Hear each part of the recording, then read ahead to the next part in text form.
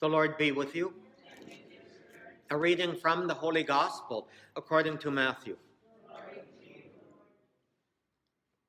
When the Magi had departed, behold, the angel of the Lord appeared to Joseph in a dream and said, "Rise and take the child and his mother, flee to Egypt, and stay there until I tell you.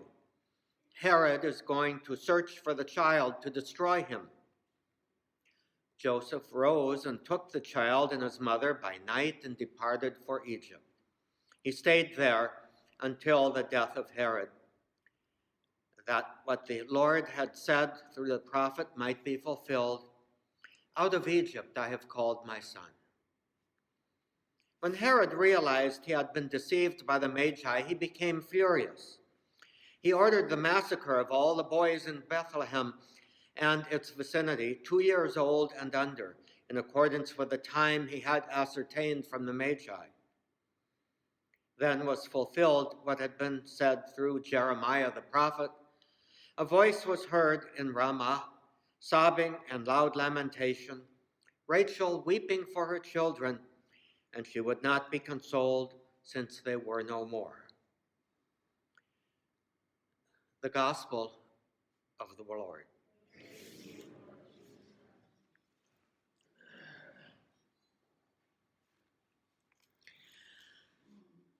One of the things that has always struck me about the time after Christmas is you would expect the time after Christmas to be a time of peaceful, quiet reflection, meditation on the mystery of the coming of the Son of God in human flesh, in human form, as a little baby in the manger, and the lovely, tranquil scene that we depict so beautifully in the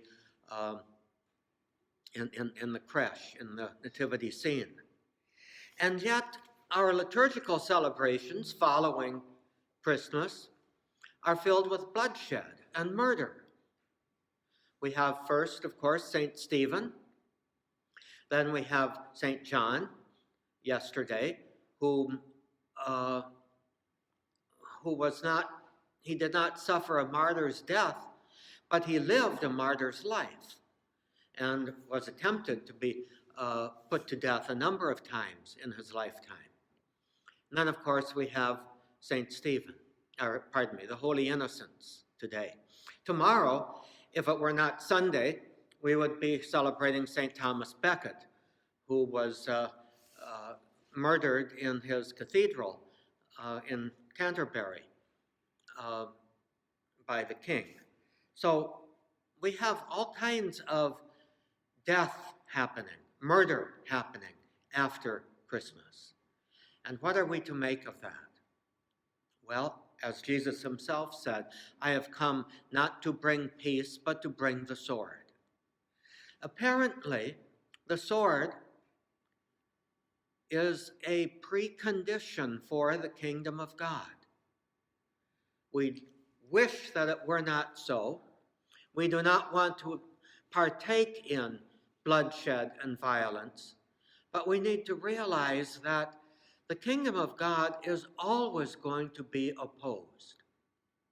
And in the case of the Holy Innocents, they did not have the opportunity to profess Christ with their mouths, but as our opening prayer says, they showed by their actions, by their deed. They suffered for Christ. In a sense, actions speak louder than words. Now, for us in our own lives, the weapons of this struggle, this battle for the kingdom of God, should not be swords and bloodshed, should not be the artillery of the world. It rather should be love. There is no other weapon that is worthy of being used for the kingdom of God than to respond to hatred, to respond to violence, to respond in love. Now, that love always has to be, as Jesus himself informed us over and over and over again, that love has to be for our enemies. We have today the question put before us, how do we love our enemies? The other dimension of that love is love for the victims of the worldly violence and battles and violence that takes place in our world, in our society. Our love has to be manifested in solidarity for the victims. So our love has to have two dimensions, and neither one of them is particularly easy. Neither one of them comes naturally.